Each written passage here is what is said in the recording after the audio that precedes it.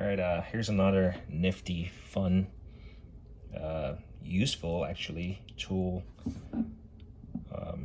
I've seen it talked about from actual professional mechanics.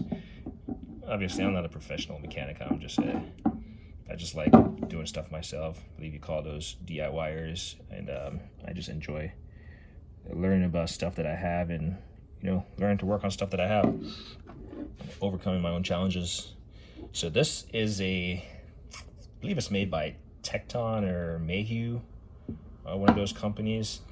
But everyone talks about those infamous Honda rotor screws, and I would have to obviously my tires are on the car right now, but I do have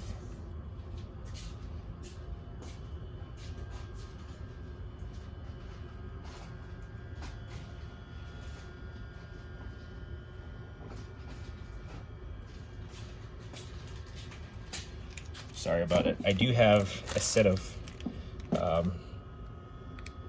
rotor screws, Honda brake screws, stainless steel. So this is the supposedly menacing screw that a lot of people complain about. And chances are, if you take your car to the shop and they manage to remove this screw from the rotor. So this screw is supposedly used to just hold the rotor in place while it's going down the factory line, so it doesn't fall off before the wheel goes on. A lot of people will say, if it comes off, don't put it back on, because chances are it's gonna seize up, and you're gonna be stuck there and again in the same situation. Well, I would say not the case. For one, this screw, you don't have to put a mad amount of torque on it. You literally just have to engage the threads, and it's going to do its job. That's all it's going to do. Engage the threads. You don't have to crank it down. Put some NICs on it, I don't know, for future if you want to get it out. And I've seen where people mess the end up, and then they have to drill it out or something, and that's why they don't want to put it back in. So I have taken my car to the shop before, and it annoys me when you don't put back parts that came on a car originally. That's just my personal preference. If it came on a car, leave it on the car, put it back on the car. So, especially if you take off case in point, you take off your wheels and you're trying to turn the suspension, the steering left to right, and you go to pull on the rotor. If you don't have this on there, it's not going to do you any good. You're just going to be putting pressure on one side of the brakes, the brake caliper, the brake pads, for no good reasons. So, put them back, in my opinion. But if you struggle to get those off, I'm just going on a rant about it. Kind of just tick me off about how some of these people operate. Have the right tool for the job. Chances are they're going to make a tool. But here's a tool that's made for it. Like I said, it's either Thexton or Mayhew, one of those companies. But it's an air hammer bit. And you can put any type of bit in it you want. I have some bits here, and I think this is for my impact driver. But you got a long one. We got, I don't have to take all these out to show you. Clearly, I've never used this one before, so it's completely stuck. You got a flat point. They just fit in there. And these are a little bit beefier. So I'm not sure if these, I think the ones that actually came with this unit, I don't know where I put them, but these I believe came with my impact driver. But I do think this nut itself, this bit came with it though. So I just left it in there because that's what I use it for. So I actually got this handle and I threaded it on there. Not a handle. I just got this rubber coating or rubber thing and put it on there just for some cushion. But this handle does come with a unit, and it kind of unscrews. and then you have the inside this unit by itself. So you could use this unit by itself and attach an open end wrench to it if you need a lot more leverage versus this little handle. If you need a lot more leverage, you know, you can put a wrench on it. Let's see if I can. I mean, I don't need to demonstrate a wrench going on here. It has the hex end. Put a wrench on it and hold it in place. So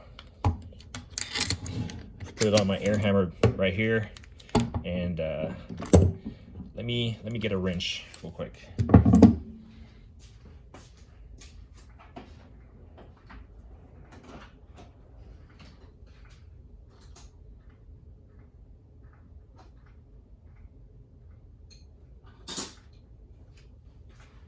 And just because I don't know the size of this thing, I'm just gonna grab.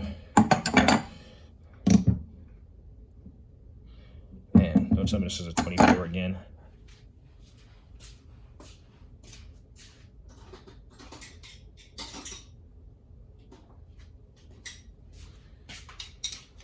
It looks to be, I don't know, what is it? So 21 maybe? I don't know. 21 is a little bit loose, so 20. I got a 20.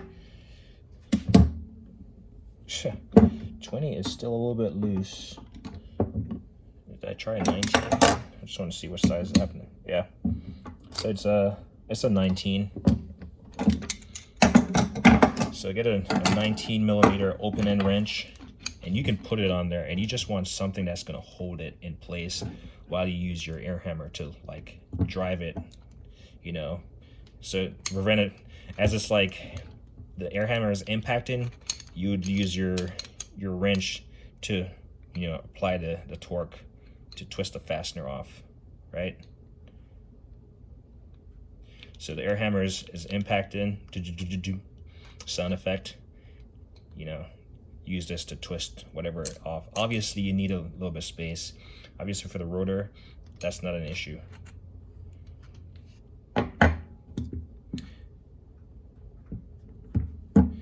And you don't need this, if you don't need this type of leverage, you can always just thread this back in.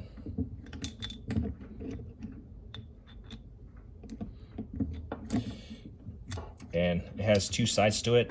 You got a smaller side, and then you got a deeper, bigger side. Thread it into the deeper, bigger side. That's the direction it fits in. Goes all the way in until it bottoms out, and then you can see it at the top. And just for the hell of it, I think the top, yeah, for some reason it was like stuck in this unit and you couldn't get it out. It looks like you can put a hex, yeah, it looks like you could put a hex key in there in the top of it. Can't really see it. You could put a hex key in the top of it to get it out. There's an opening to help you get it out. If this thing was seized on there and you couldn't just like use your hand to twist it off. But it's oiled up, it's not seized or anything, but I imagine it could get seized over time. Yeah, you just put a hex wrench in the top of it and you can twist it off. It has this little protective covering right here on the end.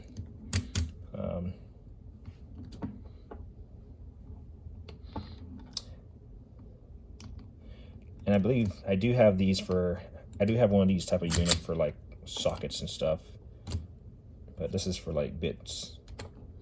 And didn't really talk much about the bits. The bits are definitely beefier than your standard bits, but you just got to find something that fits in there remotely tight.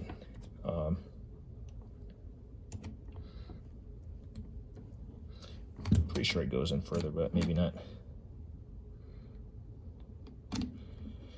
Yeah, but yeah, this is a nifty tool. So I've used it before to remove my stuff, and I just like hold it, and you know, as it's impacting, I just lefty loosey, and then obviously when you're putting back on a screw like this, the rotor screws, you don't need to use an air hammer with this unit to like torque it on. That's just excessive overkill for no reason. So yeah, this is the the Thexton unit.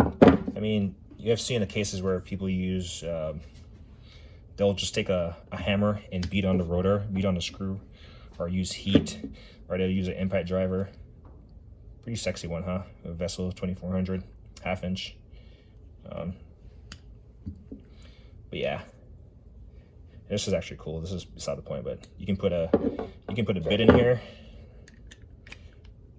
like we talked about, if this is your option, or you can put a 1/2 inch on it. This is pretty cool, but that's beside the point. The point I'm trying to make is this tool right here is pretty cheap and it's pretty effective at getting those rotor screws out without damaging them, and for you to reinstall them. So yeah, like I'm doing this thing.